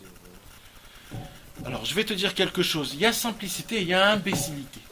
Tamim, c'est naïf, c'est pas possible. Non, tamim, c'est aussi comme il faut. Naïf, c'est aussi comme il faut, mais c'est pas parfait, parce que la naïveté sans la Torah, c'est la naïveté. C'est de ça que tu parles. La naïveté, c'est quelqu'un qui est simple sans la Torah. Simple sans la Torah, c'est de la naïveté. Ça veut dire ça, c'est un homme qui manque de la naïveté. Mais moi, je parle de quoi? De la simplicité à l'équivalent de la Torah. Ça veut dire cet homme-là, il étudie la Torah. Ce que la Torah lui dit, il le met à l'application. Il cherche comment l'accomplir. C'est ça. Il choisit. Voilà. Il cherche pas comment et pourquoi et comment c'est venu. Et comment... Non, ces questions-là, ils s'en foutent complètement. Comment on a reçu la Torah? Comment on était 6 millions dans l'Égypte? Et comment ça se peut et ça se peut pas? Il y avait ces questions-là où c'est d'autres. Mais à Pessar, quand on dit il y a le Stracham, le Rachat, le Tam. Le simple, c'est pas bien. C'est celui qui s'est pas posé de questions. Non, il y a celui qui s'est pas posé de questions et il y a le Tam. Et le Tam. Ah oui. Le Tam, il est très bien. Il y a 4 personnages. Le Tam, il est très bien. Il y a celui qui s'est pas posé de questions. Le Tam, il est très bien. Ça revient en fait à ce qu'il a dit avant. Quoi? Rabat Gamliel, c'est ce Ouais. qu'il a dit avant par rapport au silence. Ah, je sais, je te regarde après. Parce que la base d'enseignement qu'on a fait la semaine dernière, le silence c'était quoi justement? C'était pareil, c'était justement de ne pas poser de questions sur les trucs-là, de faire sans poser de questions. Ouais, mais là je parle pas de ce même genre de questions. Là, ce qu'on avait étudié la semaine dernière. Des questions existentielles, comment le monde a été créé. Non, c'est surtout des questions qu'on suppose sur Dieu. Comment Hachem tu fais ça? Comment tu remets ça comme ça? Comment tu... Remettre en cause Dieu. Voilà, ça, ces genres de questions-là, le fait est de se taire, c'est la réponse. Là, je te parle de quelque chose d'autre. De tout mettre en application. C'est ça que je dis. Maintenant, mon problème dans ma tête, c'est tout ce que je viens d'étudier, comment je le mets dans l'application. C'est ça mon problème. C'est de ça que je parle. C'est quelqu'un de très simple. Ça, c'est un homme simple. Un homme qui cherche à appliquer la Torah. C'est un homme simple. Il n'essaye pas de comprendre comment et pourquoi et peut-être oui, peut-être non. Non. Naaseh Venishma. Il ne cherche pas les stratégies. Voilà, aucune stratégie. D'abord je fais, après on verra si je comprends ou pas. Ça c'est Yaakov Avinu. Mais Naaseh Venishma, pour comprendre à la fin, il faut quand même se casser la tête, il faut rentrer quand même sur l'intellectualité. J'ai répété et j'ai redit. Au sujet de la Torah elle-même, il faut se casser, briser la tête, à tout va. Mais au moment où tu as compris ce que la Torah te dit, tu éteins le film et tu dis maintenant mon cassage de tête se fera comment je l'applique. Et malheureusement aujourd'hui, excusez-moi de vous dire ça, mais aujourd'hui la Torah est devenue une sagesse mathématique exceptionnelle. Aujourd'hui, plus tu poses des questions, plus tu rentres ta tête dedans, plus tu es une tête. Et aujourd'hui, plus tu es grand, c'est quoi ta grandeur? C'est ta tête. Un homme qui va rentrer dans les complications, qui va te casser la tête. Des fois, tu vas entendre un très grand arabe parler, tu vas aller dans son cours de Torah, tu rentres dans son cours de Torah, il t'a pris la tête, tu ressors, tu te dis, mais je ne sais pas du tout ce qu'il m'a fait, mais j'ai rien compris. Je ne sais pas ce qu'il m'a dit, j'ai rien compris. Il m'a pris la tête. Et des fois, tu ressors avec des doutes même. Ça, je peux te dire à 100%. Ce genre de rave, peut-être à son niveau, c'est bien, mais pour le niveau de nous, ce genre de rave, il a fait l'inverse de tout ce qu'on vient de dire là. Là, il a fait des chormot. Il dit Rabbi Nachman, les chormot, c'est très très très mal. C'est pour cela que Rabbi Nachman n'aimait pas les chumrot. Comment on a dit c'était les chumrot? Compromis. Des compromis. Vous savez, aujourd'hui, il y a plein de chumrot. Ça veut dire sur ce que la Torah nous a dit, je remets encore plus, je refais plus. Des barrières encore plus, encore plus, encore plus. Pourquoi? Parce que d'où viennent ces barrières? Par exemple, Rabbi Nachman de Breslev, il raconte comme ça. Quand il était bébé, lui, c'est-à-dire bébé, quand il était jeune, il croyait que les chumrot c'était quelque chose d'important. Alors jusqu'à où il est parti? Il est parti comme ça. Il s'est dit à Pessah, on n'a pas le droit de manger du chametz, nahon. Et à Pessah, des fois dans l'eau, il peut tomber une graine. D'accord, il peut tomber une graine. Donc comment je vais faire comment je vais boire de l'eau à Pessah? Alors il s'est dit, je vais aller habiter dans un fleuve, où le fleuve tout le temps il passe. Je vais prendre de l'eau pour une semaine, et avec ce tonneau d'eau d'une semaine, je vais boire ça. Il a dit Rabbi Nachman, il a dû déménager de maison pour Pessah. C'est pas comme aujourd'hui. Mais attends, tu vas voir, attends l'histoire. Il devait déménager de maison. Il devait prendre un tonneau d'eau. Imagine-toi, en plein milieu de Pessah, il n'y avait plus d'eau. Comment il boit, comment il se lave les mains, comment il se lave? Avant, c'est pas comme aujourd'hui, le robinet. Il a dû faire des choses, des problèmes. À la fin du compte, Rabbi Nachman de Breslev, il s'est dit, le Yetzer Hara, il m'a eu. Il m'a eu. Parce que qu'est-ce qui se passe? Quand j'ai pas fait ça, je me suis redevenu pas bien. Ça veut dire j'étais pas bien parce que je me suis dit j'ai pas fait la halakha. Mais en vérité la halakha je l'ai fait très bien. C'est moi qui m'ai mis des barrières pour rien. Donc le Yetzer Hara il m'a attrapé avec ces barrières là en me disant que les barrières c'est l'essentiel. Et quand je fais même pas ces barrières, pour moi c'est comme si que j'ai rien fait. Depuis Rabbi Nachman il s'est dit toutes les barrières on n'a pas besoin. Aujourd'hui je reviens juste sur Mouktsé, c'est une barrière. Hein? Mouktsé c'est une barrière. Pas du tout. Pas du tout. Les barrières, c'est ce qu'un homme il s'invente. C'est ça une khumra. Les khumrot qui sont écrits dans la Torah, c'est pas des khumrot. Les khumrot, c'est quand tu fais rentrer ton intellectualité. Et s'il se passe quelque chose comme ça et qu'à cause de ça il va se passer comme ça et que ça, alors si c'est ça, il faudrait que je me mette une barrière comme ça. Mais le mec, il est parti très loin. Non, c'est pas une khumra. Quelqu'un qui ne veut pas porter son talit le Shabbat, c'est une khumra. Celui qui il y en a qui portent pas en Israël. C'est une question de héros ou pas héros? C'est une khumra, mais on va pas dire que On peut pas porter en Israël. c'est une khumra. Mais il y a des endroits où c'est pas une khumra. À Haïfa, c'est pas une khumra. Là où il y a des goïs qui habitent, c'est pas une khumra. Ouais, mais il a été fait par Coca-Cola. T'es sûr parce que Mes amis, j'ai encore deux choses à vous dire, mes amis. Je n'ai pas encore terminé.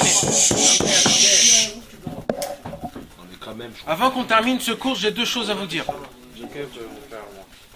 Je voudrais d'abord faire un résumé de ce qu'on vient de dire. Après qu'on va faire le résumé, j'ai une petite demande à vous demander. Pour résumer notre cours, essayez de vous sauver de tout ce qu'on appelle des chormot, c'est-à-dire de l'intellectualité, c'est-à-dire de ne jamais se satisfaire sur ce que je fais, de toujours voir un mauvais dans tout ce que je fais, de toujours dire sur toutes mes prières que mes prières ils sont nazes, j'étudie pas la Torah, je mets pas ma kippa, je fais pas les brachot, je suis naze, je suis complètement naze. Essayez de vous sauver tout ça parce que ça nous amène à rien, à nulle part. On n'a jamais vu quelqu'un qui s'est fait des reproches et que grâce à ça il est remonté, jamais. Exactement. Et des vrais, mais pas des fausses, pas des fleurs stam. Il ne faut pas se dire je suis un tzaddik, je fais des miracles. Non. Il faut essayer de contenter, non. Il faut essayer de se contenter de chérir ce que je fais. Baruch Hashem, j'ai la possibilité de ne pas mettre la kippa, mais je la mets quand même. Voilà, je la mets quand même. Ça, c'est pour Dieu. Quoi, c'est rien pour nous, ça, de mettre une kippa, mais c'est exceptionnel de mettre une kippa. Quand un homme il met les titites, quand un homme il met les tefilines, combien de juifs ne mettent pas les tefilines? Et moi, je fais partie de ceux qui mettent les tefilines. Il faut savoir les chérir, il faut se contenter de ce qu'on fait. Il faut se contenter de ce qu'on fait. Alors, comment on dit? Être heureux de ce qu'on fait. Se satisfaire, pardon, excusez-moi. Se réjouir. Exactement, excusez-moi. Il faut être fier d'être... Hein? Ah, vous êtes chaud ou pas? Il a dit quelque chose de très beau. Il a dit, moi je suis un goy, je suis là pour dire aux juifs que vous n'êtes pas fiers d'être juifs, que vous êtes heureux d'être juifs. Alors, on doit avoir... C'est Madal qui a dit ça? C'est la laine. C'est qui la laine? Non, il y a les comptes de la laine. Un fou. C'est la laine qui a dit ça? C'est quoi? Il est quoi? Chanteur. Ouais, c'est guitare. Il a été chercher Bien sûr. Ah, ça va. Ah, c'est une star. C'est une star. Sur un âne comme ça, c'est qui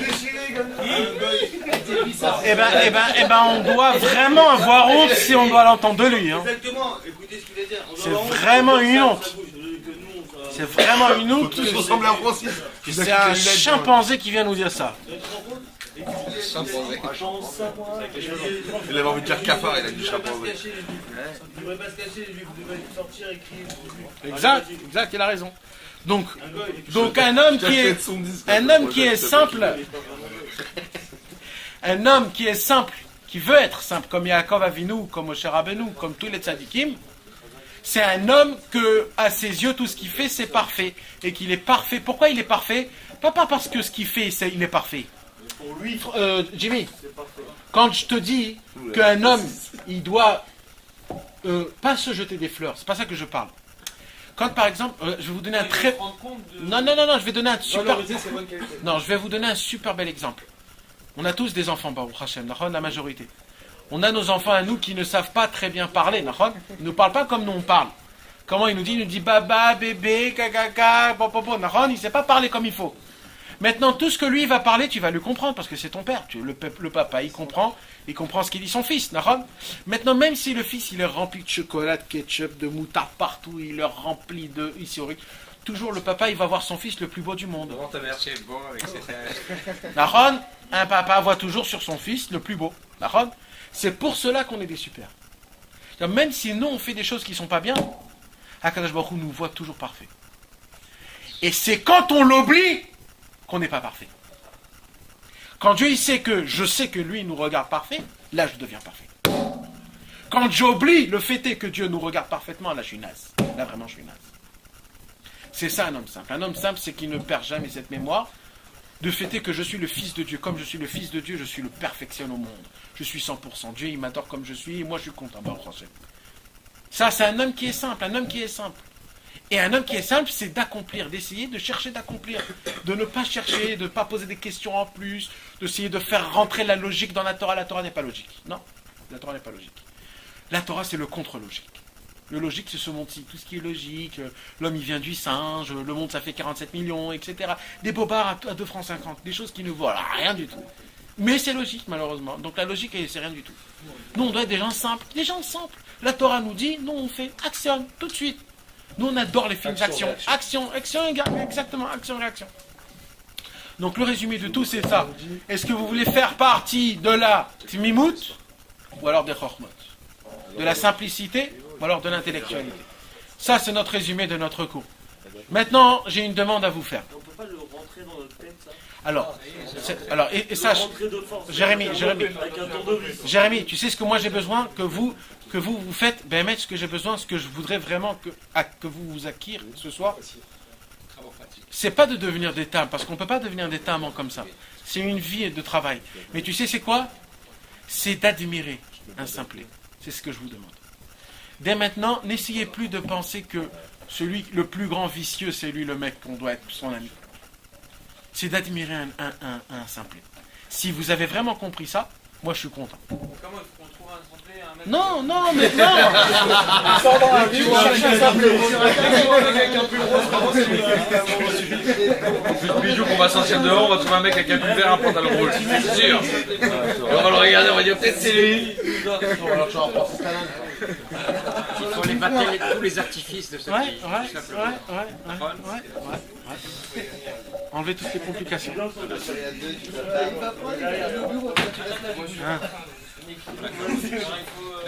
Non, juste d'abord de l'admirer, même dans la théorie. Quand tu vois quelqu'un qui est simple, tu dis celui-là, je l'adore. T'as compris? Maintenant, j'ai une dernière chose à vous demander. J'ai beaucoup pensé, ça fait quelques mois que j'ai essayé de penser à ce cours-là. Et j'essaye vraiment, parce que je veux qu'on avance, Bezrat Hashem. Je veux que vraiment on puisse tous avancer comme il faut et tout ça. Je veux qu'on avance dans notre cours, qu'on puisse... Et j'ai essayé de penser à plusieurs pensées. J'ai eu quelques idées, que c'est pas maintenant que je vais vous les dire. Non. On va plus tard, Bezrat Hashem. D'abord, il faut prier, il faut avoir l'autorisation de Dieu, et après on en parlera. Tant qu'on n'a pas encore reçu l'autorisation de Dieu, on ne peut rien faire. Donc, mais j'ai trouvé quand même une petite quelque chose, grâce à vous. J'ai eu plusieurs personnes d'ici après le cours qui venaient, qui me posaient des questions au sujet de comment il faut parler avec Dieu. J'ai rien à dire avec Dieu. Je ne sais pas quoi faire avec Dieu. Je me trouve gêné. Je ne sais pas m'exprimer. Je ne sais pas quoi lui dire. J'ai des demandes, je lui dis des demandes. Bon, c'est bon, ça prend combien de temps? 5 minutes, ça part. Alors, moi, ce que je vous demande, mes amis, vous savez, c'est quoi la vraie application? On veut maintenant devenir des vrais simples, ok? C'est quoi la vraie simplicité? On a dit, c'est d'accomplir tout ce qu'on étudie, ok? Vous savez, c'est quoi d'accomplir tout ce qu'on dit? Le vrai concret, le vrai application, vous savez quoi? C'est quoi? C'est pas d'accomplir vraiment. Sortir de la théorie pour aller dans le pratique. Dans le pratique, c'est quoi le vrai pratique? C'est ça la question que je pose. Le vrai pratique, vous savez c'est quoi? Eh ben moi je vais vous dire c'est quoi le vrai pratique. Quand on va monter après 120 ans dans le ciel, il y aura Dieu qui va venir devant nous. Vous savez, Dieu il va pas nous dire pourquoi t'as pas fait ça? Pourquoi t'as pas fait ça? Pourquoi t'as pas fait ça? C'est pas ça qu'il va nous dire. Non, il va nous dire pourquoi t'as pas prié pour ça? Pourquoi t'as pas prié pour ça? Pourquoi t'as pas prié pour ça? Un homme qui veut un verre de Coca-Cola, s'il ne le demande pas, il ne le reçoit pas. Tu peux le vouloir jusqu'à demain matin. Si tu ne le demandes pas, comment je peux savoir que tu veux un verre de Coca? Moi, ce que je vous demande, c'est que maintenant, après ce cours, on a un petit peu compris ce qu'on a parlé ce soir. Nahon, j'ai pas parlé 1h30 pour rien, j'espère. Non, ça veut dire on a un petit peu compris. Nahon, moi, je vous en supplie, mes amis. Béhémet, je vous en supplie. Un petit revenu que je veux de vous, c'est que ce soir, avant de dormir, demandez à Kadosh Baruch Hu tout ce qu'on a étudié ici ce soir. Tout ça, 1h30? Non, très simple. C'est chacun par rapport à ce qu'il ressent. Par exemple, j'ai parlé 1h30. Chacun a pris dans ces 1h30, chacun il a pris ce qu'il voulait prendre dans ce cours. Chacun, ça lui a touché une minute, un quart d'heure. Chacun, il a son truc. Ce petit truc-là qui vous a touché, avant de dormir, tu dis, voilà, Hashem Ribono Shel Olam. Avant que je vous dise que je vais vous dire ça, vous savez, bon, je vais continuer. Vous dites, voilà, Ribono Shel Olam, ce soir, j'ai été dans un cours et j'ai appris. Là, je vais faire vraiment le plus bas, le plus bas. Déjà, t'es très gentil. On peut te faire un coup de pub ou pas? Non, la pub. Il vient de bêta et tout. Franchement, un crack, un razak Hachem. Tu viens et tu dis, voilà, Hachem, j'ai appris quelque chose de nouveau. C'était la simplicité et l'intellectualité. Je ne savais pas qu'il y avait aussi un truc. Je ne savais pas que tout le judaïsme en entier dépendait de ça. Moi, je suis sûr que je suis un très grand intellectuel. Je t'en supplie, mon Dieu adoré. Si je peux t'appeler papa. Ouais, fais-moi un homme. Je veux être un homme saint. Voilà, c'est tout. Si vraiment vous avez fait ça, mes amis, alors là, vous êtes très fort. Mais Béhémet.